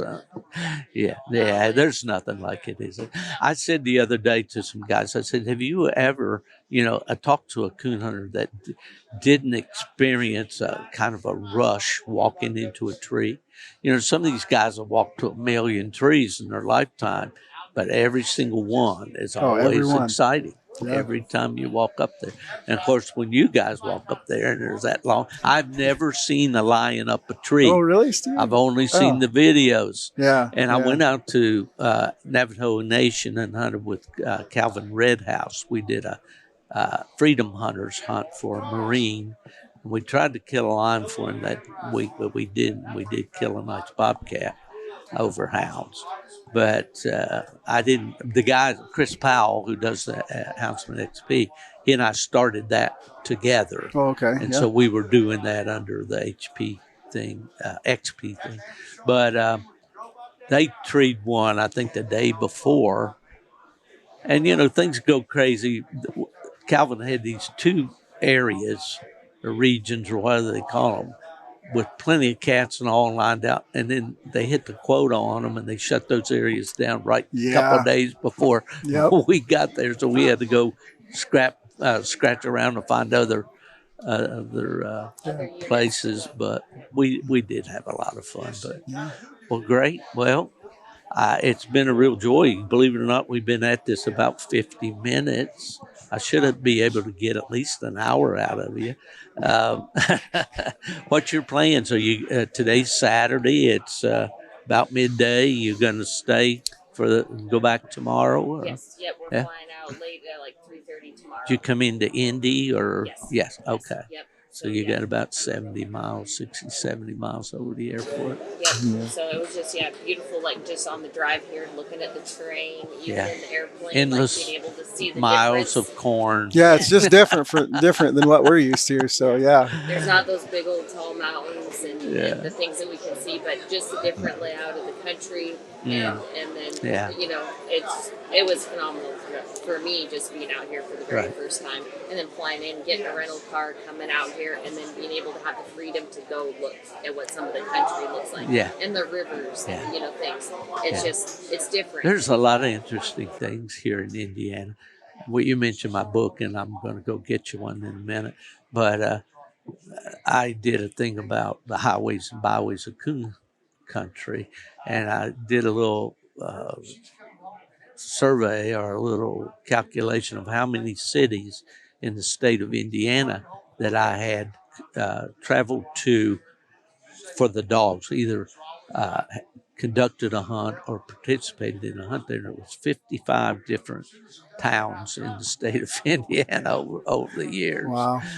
So coon hunting in Indiana has been a big thing. Lester Nance, who was the guy responsible for going to UKC and getting the name Tree and Walker established and all, it's from just north of Indy, Arcadia, Indiana. It's kind of the heartland of all this stuff, so. Well, man, it's been great to visit with you guys. And is this something that I'm one and done, it was cool, or would it be something you would ever like to come back to? No, yeah. Well, I'm sure we'll be back.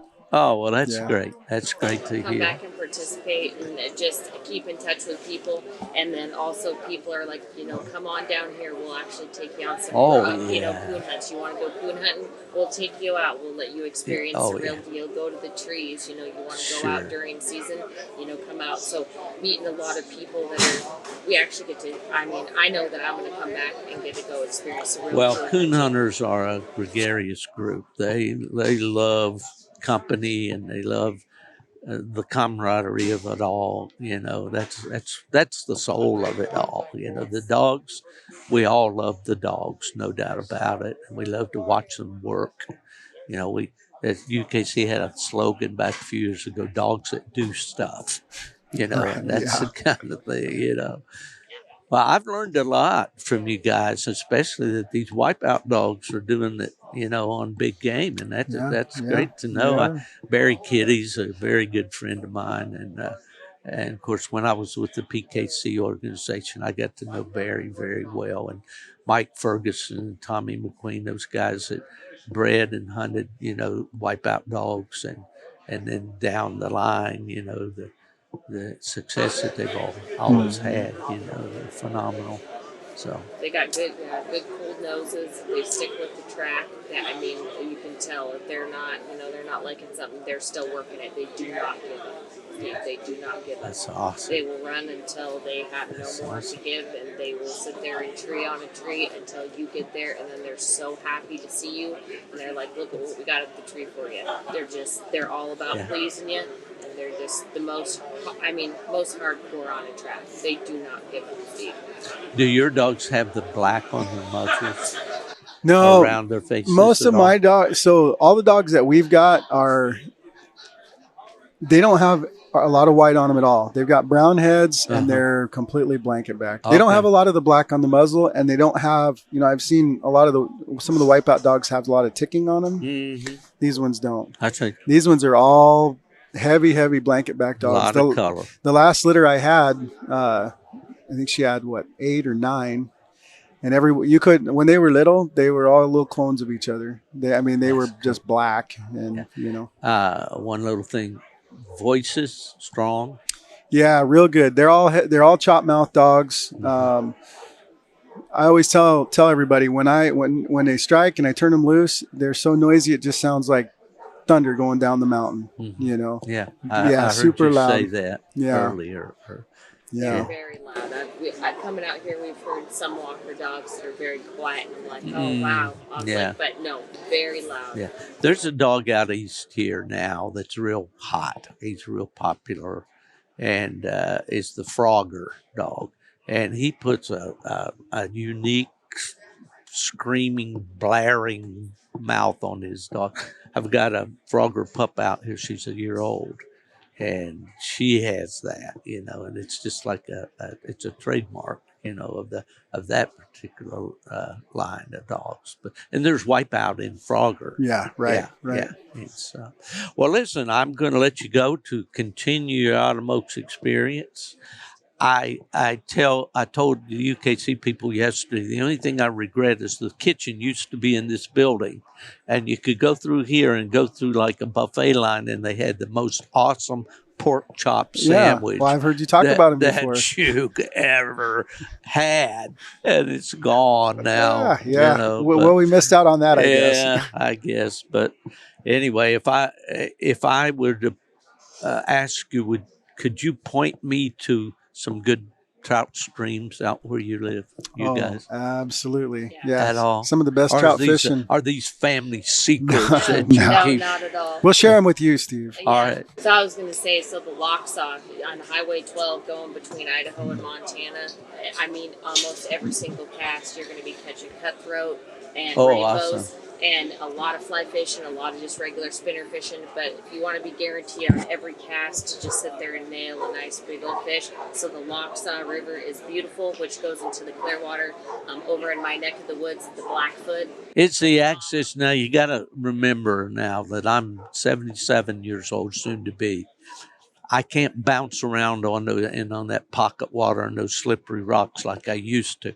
I kind of need a little more level graduate. Anywhere on the Blackfoot, Steve, anybody, you can take a wheelchair. It's so easy. It's so easy. The thing is I gotta try it. I gotta try it. Yes. Thank you. You're very welcome. Thank you. And then a lot of brown trout fishing. Oh, I yeah. mean, even if you go to the Big Hole and you're fishing down along the Big Hole River, you got, super nice big old brown trout. Now, like in Wyoming, like right now is hopper season out in Wyoming. Is the same thing out there? Yes. Yeah. Yes. And I caught my personal best brown out there in a place called Paint Rock Creek there out of Hyattville or something. But anyway, this is supposed to be a coon hunting podcast.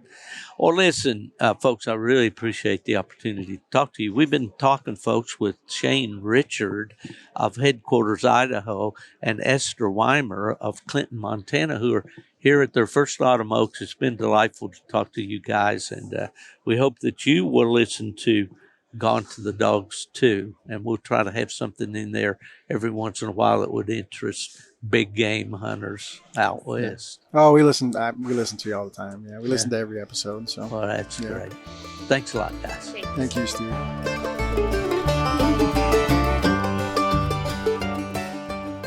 We've had a lot of fun today talking to a lot of folks, and right now at the Gone to the Dogs podcast booth, we have three gentlemen here that I have not met before. I'm looking forward to exchanging a few words and thoughts with Austin Sperano, Marcus Bass, and Cole Wilson. These fellows stopped by, and I'm really glad that you did, guys.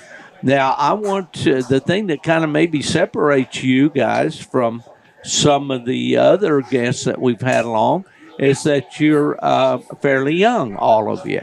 Let me ask you, Austin, how old are you? 13. 13. And you, Marcus? 15. 15. And you, Cole? 14. Okay, so you're the elder statesman, Austin, right? Okay. Well, cool. Well, let's get a little bio here. Austin, where are you from? New York. New York. What part of New York? The city? Like upstate. Upstate, okay. All right, I've been up that way, up in the Adirondacks. You're over towards Syracuse? Albany. Albany, okay, the capital. I've been like up there. 40 minutes south of there. Okay, so you're a coon hunter up there? Yeah. Well, that's great. Now, what about you, Marcus? Where are you from? Tennessee. Tennessee. That's where my father was born. What part of Tennessee? East, Clark County. Clark County. And Cock County. What's the nearest town that I might know? Newport, Gatlinburg. Oh, yeah, Newport. I know. You know Mike Wright? I think his name is Mike White. I can't remember his last name. Did some hunts with him there at the Newport Club. Never heard of him. All right. Well, Cole, where are you from? Tennessee. Same area? Sevierville. Sevierville, Dolly Parton country. Yeah, that's right. Well, that's cool. Well, you guys came by the booth and said, hey, can we record with you? And I said, absolutely. I'd love to do that. So I'm kind of interested in talking to you fellas about what brings you to Autumn Oaks. Why are you here, Marcus? I'm here mainly because My dad used to want to always go, and he never really got to. And then we're kind of just getting back into coon hunting. So. Oh, okay. So figured see you what and it's your like. dad? Yeah, and my older brother. I see. So you guys, all three of you, came out to Idaho? My brother's not here, but my mom is. Oh, well, that's really cool. Really cool. That's a pretty long drive from upstate New York, isn't Yeah, it? I think it was like 12 hours. 12 hours. Cool. Well, guys, what about you, Marcus? Why are you here at Automotes? Well, I came up here because my uncle, he's been coming up here about, I think, the last 26 years. And when I got real big into coon hunting after bear hunting, I got real big into coon hunting. And I was, thinking that I want to go up there with him, see the big old hunt, all them fairgrounds with him. And he brought me up here this year. And I'm glad I came. Oh, well, great. And so this is your first visit to Automotes. It is. Is it your first? Yeah. What about you, Cole? It's my second time. Second time. Were you here last year or? Year before. Year before. Yes, sir. All right. Okay, so all three of you guys coon hunt, right? Or do you? Yeah. And you've also done some bear hunting. Oh, yeah. There. Same. Yeah. Mm-hmm. Being from East Tennessee, I can imagine that. Do you know Mr. Roy Clark? Roy Clark, Plot Hounds, right? Yes, Laurel Mountain Plot Hounds. Yeah. He's a legend, Roy is. And his father, Hugh, knew those fellas. I see Roy at Greenville, Tennessee each year at the American Plot Association breed days there. And, well, cool. All right, well, the typical questions I'd ask anybody that I meet for the first time, what kind of dogs do you prefer? Well, let's start with, Austin. What about you? I've only ever hunted with walkers, like chain walkers, and that's really it. Yeah, that's all it. I got. So, your walker dogs, do you know the bloodlines on any of them, or kind of how they're bred? The one I have, he's out of Stylish Bank, I think it is. Oh, okay. Mm-hmm. And I think he has a little bit of lipper in him. Yeah. Not a lot, but he's 5. We got him out from Ohio, and then the one pup I have, we got her out of New York. I'm not fully sure what she's out of. I see. All right. Now, where you live in New York, it's you're around Albany, you got hills. It's rolling hills and all. It's not really pretty hilly, mountains per se, but it's hilly, isn't it? Yeah. Yeah. A lot of coon there? Not really. Yeah. Yeah. Hunt farms, farmlands, or creeks? My parents have friends, and they have cornfields that other people plant for them, and we hunt those. And then they have a creek like right out back their house, and so you hunt there mostly? A little bit, and then we have some other fields around by my house that we hunt that have creeks in them and everything. Sure. Do you have any other friends your age that coon hunt up there? Not really. Yeah. Not that I can think of. All right. So, what? Any other kids at school that have hounds or coon hunt? No. Yeah. Yeah, I was kind of that way too when I was in school. Well, I know you live in a mountainous area there in Newport, but what breed of dogs do you prefer, Marcus? I love me English coonhounds. I believe if ain't ticked red, then you're better off just going to bed. Just go to bed. Yep. Well, I saw you had a little red tick puppy there with you. Yes. And you said he was tired. He looked like he was sleepy. Yeah. After he just ate, he always goes to bed after he eats. So. I got you. Well, do you have other red ticks at home? Yeah, I got my 4-year-old red tick Cash. Do you know anything about his breeding? No, because my uncle gave him to me, and I just hunted him. I do know one thing though; he likes to chew on bark. He does. He likes to chew the tree.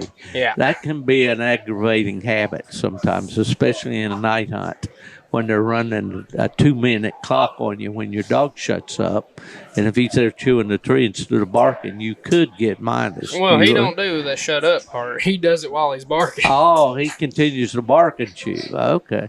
Well, he can get by with that then. What about you, Cole? What kind of dogs do you prefer? English, cur. Oh, yeah. Got a cur dog then, huh? Yeah. Yeah. Do you doing squirrel hunting daytime? We did. Now we're just mainly coon hunting. Coon and bear. Yeah. So do you hunt with your your parents? You guys that bear hunt? Go ahead. I used to bear hunt with my stepdad when I was bear hunting with his dog Ratchet, Plot Hound, Laurel Mountain Clark's Plots. Yeah, well, we mentioned Roy Clark right there, and that. Excuse me, boys, I got a little tick in my throat. Well, here at Autumn Oaks, what have you guys done while you're here? What have you found interesting to do, Austin? We went to the slam hunts Wednesday when we got here, and then other than that, I've been showing my one dog, my pup. Oh, so you've been showing them in the ring over here in the big building and all, huh? I did the registered bench show yesterday, and then I did the youth show today. Oh, cool. Did you have any luck at all? Not during the registered one, but during the youth hunt. Not the youth hunt, but the youth show, it was pretty good. She looked better than the actual event show. Okay, so it's a walker female? Yeah. Yeah. Very good. How old is she? She's about to be 2. She turns 2 in November. Awesome. So what have you been finding to do around here, Marcus? I like to go across fairgrounds. I like to talk to all these people about their championship dogs. And another thing I found interesting is going out that barn out there and going to look at the dogs they got for sale and stuff. And that's how I bought that pup I got. Your puppy. Uh-huh. Well, that's good. Was that a male or female puppy? That's a male dog. It's a male? Okay. He looked to be about, what, 7 weeks, 8 weeks old? 8 weeks old. 8, yeah. Well, that's good enough. I would not bring a puppy probably younger than that to a big event like that just because my concern for diseases and things like that and all. But, yeah, it's a pretty pup. Nice red tick with some spots. And he's real pretty. He is very pretty, sure. All right. What about you? You find anything that's interesting, Cole? About the same as Marcus. Yeah. Like walking around, talking and asking about what breed the dogs are, Yeah. what bloodlines. Yeah. Now, do you guys know each other from back home? Yeah. Okay. We're cousins. Oh, you're cousins. Oh, all right. Well, and how did you get hooked up with these Tennessee guys? We just started. Me and my parents were in here, and then I walked outside and I started talking to them. Oh, okay. Well, good for you. Well, we were talking to some people earlier today that are from Idaho and Montana, and it's their first time at Autumn Oaks. But they commented about how friendly everyone is, and that when they would go up and ask about a dog, people were very willing to tell them about the dog and let them, oh, somebody dropped a set out of the ring over there, I think. It's we're alive here at Autumn Oaks, folks, so there's a lot of noise going on around as some of the breed associations here in this building are beginning to tear down as we're winding down. But anyway, what I was saying, Marcus, was they were commenting, about how people were easy to talk to. And that's what we always want to promote, in our sport. Some of our clubs, they wonder why they don't have new members and all. And that, can be because people aren't friendly. Do each of you belong to a local club, or do you have a local coon club there?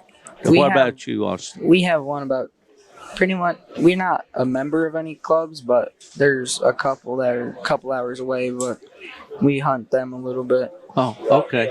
So that's where you go to your UKC events or whatever. Yeah. Okay. And what about you? I know there's a good club in Newport, right? Yeah, I've been a member of the not High Oaks, but High Oaks Coon Club. Yeah. For about 2 years. Yeah. I'm thinking I can't remember Mike's last name, but I think it's Wright. He used to be very active there. He had walker dogs and all, and he ran a lot of the events there. But so you belong to High Oaks Coon Club too? Yeah. All right. Do they have, ask all of you, do they have youth events at your clubs that you can participate in? They just I went to, it did. I did a youth hunt there. Okay.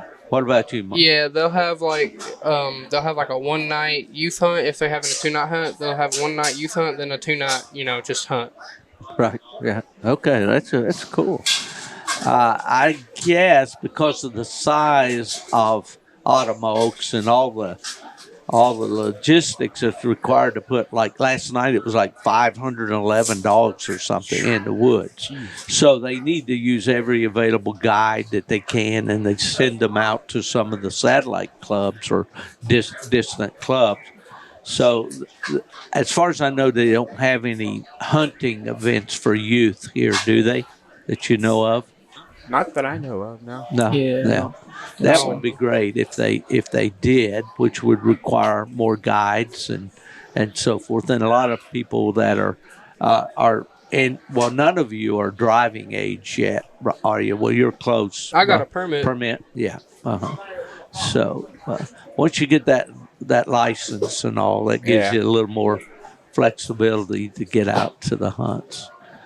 Are you pleasure hunting at this time of year, Austin, up there in New York? You are? That's good. Well, you get a little cooler weather up there where you are, I believe, don't you? Mm-hmm. Well, I had a guy from New York tell me one time, he says, when I tell them I'm from New York, they think I can look out my window and see the Statue of Liberty, you know. That's what they were saying. Yeah, you've heard that before. Yeah, that's what they were telling me. Oh, yeah. But you're a long way from New York City, aren't you? Yeah. I think it's like 4 hours or something. Yeah, in my job, I worked for 3 different coonhound registries. I was the manager here at Autumn Oaks for UKC for 16 years. Okay, we're going to get some competition here from the announcer, so we're probably going to have to we've been at it 14 minutes. I told you 15. So just want to thank you guys all for coming on, and this will be aired on the Gone to the Dogs podcast. You can get it anywhere you get your podcasts, on Spotify, Apple Podcasts, or whatever. So we're going to have to shut this off because we're going to get drowned out. Austin, Marcus, Cole, thank you very much for coming on. Really enjoyed it. Thank you, sir. Okay.